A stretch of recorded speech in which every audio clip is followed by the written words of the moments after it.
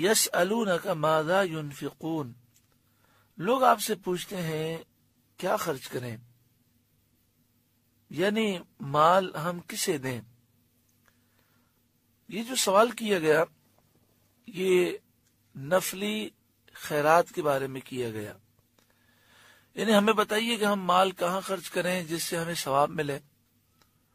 قل، اے محبوب آپ فرمائیے، ما انفقتم من خیر، جو کچھ مال نیکی میں خرچ کرو، فللوالدین، تو وہ ماں باپ کے لیے ہے، والاقربین، اور قریب کے رشتہ داروں کے لیے، والیتامی، اور یتیموں کے لیے، والمساکین، اور مسکینوں محتاجوں کے لیے، وابن السبیل، اور مسافروں کے لیے۔ یعنی اللہ کی راہ میں جو مال خرچ کیا جاتا ہے جس پر ثواب ملتا ہے، اس میں سر فہرست والدین کے لیے خرچ کرنا ہے۔ اپنے مال سے والدین کی خدمت کی جائے، ان کی ضروریات پوری کی جائے، تو یہ بہت بڑی نیکی ہے۔ پھر قریبی رشتہ دار، جس میں بیوی بچے بھی ہیں، بھائی بہنیں بھی ہیں، اور دیگر رشتہ دار ہیں، ان کی ضروریات پر مال خرچ کیا جائے، اور خاص طور پر جو رشتہ دار غریب ہیں ان کی مالی مدد کی جائے۔ پھر یتیموں، محتاجوں اور ضرورت مند مسافروں کا ذکر ہے۔ وما تفعلوا من خیر فإن اللہ بہ علیم، اور جو بھلائی تم کرو بے شک اللہ اسے جانتا ہے۔ کتب علیکم القتال، تم پر اللہ کی راہ میں لڑنا فرض کیا گیا، اللہ کی راہ میں جہاد کرو۔ وَهُوَ كُرْهٌ لَكُمْ، حالانکہ وہ تمہیں ناگوار ہے، تمہیں پسند نہیں ہے۔ یعنی مسلمانوں، تم آرام کو پسند کرتے ہو، لیکن جہاد فرض کر دیا گیا، تو لہذا تم جہاد کرو، اور تمہارے دل میں جو خیال آتا ہے کہ یہ تو ہمارے لیے ناگوار ہے، تو اس خیال پر توجہ نہ دو۔ ہو سکتا ہے کوئی چیز تمہیں بری لگے لیکن وہ تمہارے حق میں بہتر ہو۔ وَعَسَىٰ أَن تَكْرَهُوا شَيْئًا وَهُوَ خَيْرٌ لَكُمْ، اور قریب ہے کہ کوئی بات تمہیں بری لگے اور وہ تمہارے حق میں بہتر ہو۔ تو اسی طرح جہاد تمہارے حق میں بہتر ہے، اس سے تمہارا ملک محفوظ ہوگا، تمہارے بچے محفوظ ہوں گے، تمہارا مستقبل محفوظ ہے۔ اور اگر تم نے جہاد نہیں کیا تو پھر یاد رکھو تم دنیا میں ذلیل و رسوا ہو جاؤ گے۔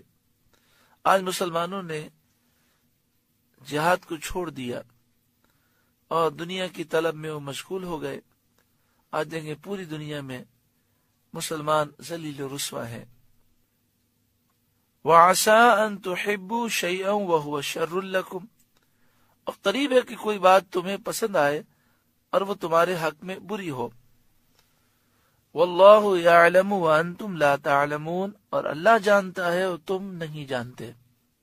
اس آیت کریمہ میں واضح درس ہے کہ ایسا بسا اوقات ہوتا ہے کہ کوئی چیز ہمیں بری لگتی ہے لیکن وہ اچھی ہوتی ہے، اور کوئی چیز ہمیں اچھی لگتی ہے لیکن وہ بری ہوتی ہے۔ اسی لیے نبی اکرم صلی اللہ علیہ وآلہ وسلم نے استخارہ کرنے کی تعلیم عطا فرمائی کہ جب کسی چیز کے جائز ہونے میں تو کوئی شک نہ ہو کہ بھئی وہ جائز ہے، مباح ہے، لیکن یہ معلوم نہ ہو کہ اس کے اختیار کرنے میں فائدہ ہے کہ نقصان ہے، تو ہمیں چاہیے کہ ہم استخارہ کریں۔ صحابہ کرام علیہم رضوان یہ بیان کرتے ہیں کہ نبی اکرم صلی اللہ علیہ وآلہ وسلم ہمیں استخارے کی دعا اس طرح یاد کراتے جس طرح قرآن پاک کی آیات ہمیں حفظ کراتے، اور باقاعدہ استخارہ کرنے کی تعلیم تھی، اور صحابہ کرام ہر کام میں استخارہ کرتے تھے، ہر جائز کام میں۔ اب آپ سوچیں ہر کام میں استخارہ تو وہ کیسے ہوگا؟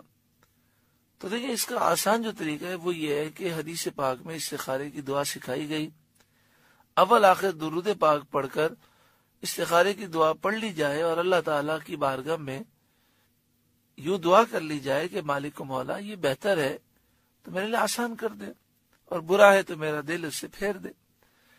پھر اس کے بعد وہ یہ کام کرنے کی کوشش کرے، اگر بہتر ہوگا تو کر سکے گا، اور بہتر نہیں ہوگا تو خود ہی اس کا دل اس سے ہٹ جائے گا۔ بہتر یہ ہے کہ اگر کسی اہم کام میں استخارہ کرنا ہو، جیسے رشتے کے معاملات ہیں یا کسی کاروبار کے معاملات میں، تو بہتر یہ ہے کہ 2 رکعت نفل پڑھیں استخارے کی نیت سے، اور سلام پھیرنے کے بعد اول آخر درود پاک پڑھ کے استخارے کی دعا پڑھیں، اور یہ کم از کم 3 دن یا 7 دن کریں۔ اس میں سونا کوئی شرط نہیں ہے، لیکن بہتر یہ ہے کہ پھر بات نہ کی جائے اور سو جائے، اور پھر صبح اٹھ کر اپنے دل کی طرف متوجہ ہو کہ دل میں کیا خیال آتا ہے۔ اگر دل یہ محسوس کرے کہ یہ کام صحیح نہیں ہے تو اس کام سے دور ہو جائے۔ باقی کتابوں میں یہ لکھا ہوتا ہے کہ خواب میں اگر یہ رنگ نظر آئے تو اس کے یہ معنی ہے، یہ رنگ نظر آئے تو یہ معنی ہے۔ دیکھیں، یہ خواب ان کے لیے ہوتے ہیں جن کے دل صاف ہوتے ہیں، پاک ہوتے ہیں، جو کوئی مقام و مرتبہ رکھتے ہیں۔ ہمیں نہ خواب نظر آتے ہیں، اگر نظر آتے ہیں تو سمجھ نہیں آتی۔ تو عام لوگوں کے لیے صرف اتنا ہی کافی ہے کہ وہ استخارے کی دعا پڑھ لیں، اور پھر جو دل میں خیال آئے، جو بہتر محسوس ہو، اس پر عمل کریں۔ انشاءاللہ تعالی استخارے کی دعا کی برکت سے نقصان نہیں ہوگا۔ میں پھر یہاں پر وضاحت کر دوں کہ نفل پڑھنا اور استخارے کی دعا پڑھ کے سونا اور سونے سے پہلے بات نہ کرنا یہ کوئی ضروری نہیں ہے۔ مثلا ایک کاروباری شخص ہے، وہ دن میں 10-15 سودے کرتا ہے، اب اسے ایک سودا کرنا ہے اور فون پر جواب دینا ہے، تو وہ کہے کہ میں 5 منٹ کے بعد آپ کو جواب دیتا ہوں۔ اگر وضو نہ ہو تو وضو کر لے، اور اول آخر درود پاک پڑھ کر استخارے کی دعا پڑھ لے۔ بہتر یہ کہ اس کا ترجمہ بھی پڑھ لے، اور پھر اس کے بعد وہ فون کرے۔ اگر یہ سودا اس کے حق میں بہتر نہیں ہوگا تو انشاءاللہ تعالی اس کا دل کہہ دے گا کہ یہ کام صحیح نہیں ہے۔ اگر وہ کرنے بھی جائے گا تو وہ کام نہیں ہو سکے گا، اور اگر بہتر ہوگا تو اس کا دل اس کی طرف مائل ہو جائے گا۔ کتنا آسان طریقہ ہے، کتنا پیارا طریقہ ہے، لیکن لوگ اتنا بھی کرنے کے لیے تیار نہیں، دوسروں سے استخارے کراتے ہیں۔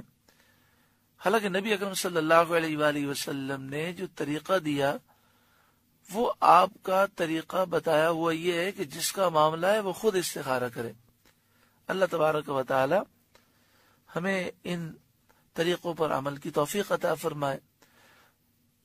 جو پنسورہ ہوتا ہے اس میں بھی استخارے کی دعا ہوتی ہے۔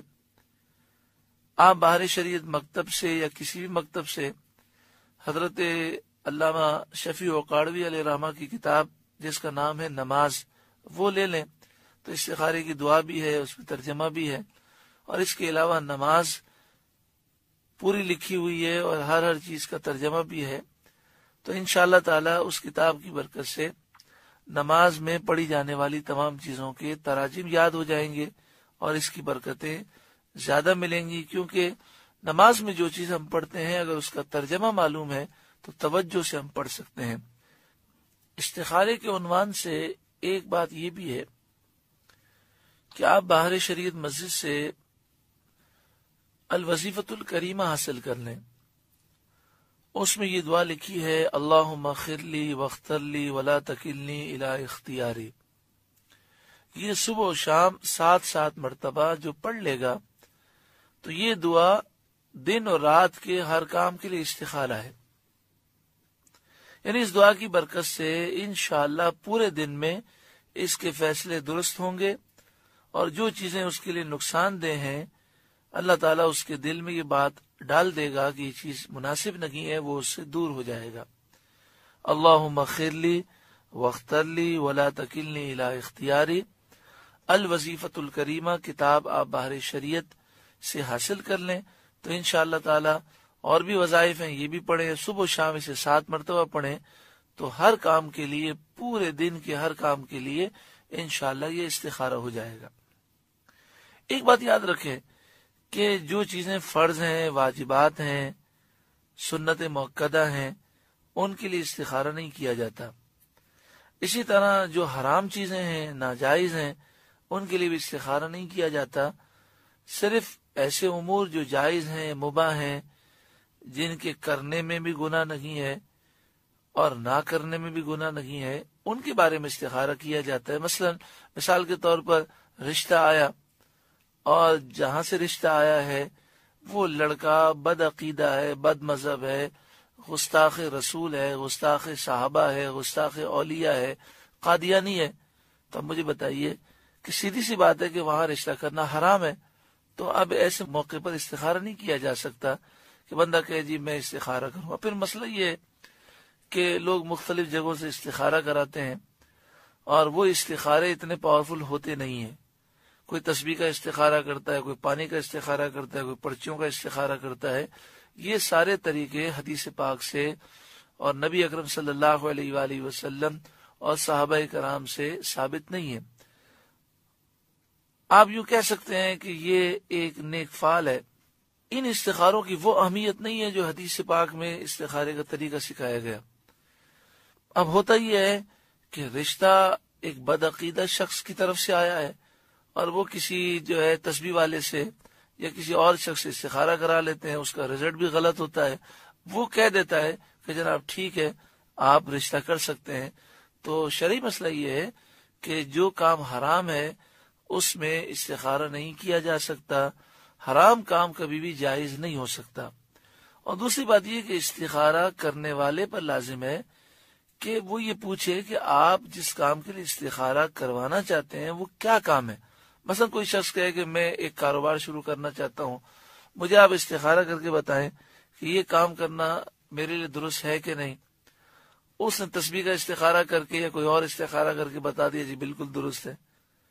ارے آپ پوچھے تو صحیح وہ کیا کام کرنا چاہ رہا ہے. ہو سکتا ہے جب آپ نے پوچھا تو اس نے کہا میں شراب کی دکان کھولنا چاہتا ہوں. تو مجھے بتائیے اس کا کوئی استخارہ تھوڑی ہو سکتا ہے. سیدھا سا جواب ہے کہ حرام ہے، آپ اس کام سے اجتناب کریں. بس اللہ تعالیٰ سے دعا کریں، اللہ تعالیٰ ہر ایک کو دین کی سمجھ عطا فرمائے. واللہ یعلم وانتم لا تعلمون، اللہ جانتا ہے تم نہیں جانتے.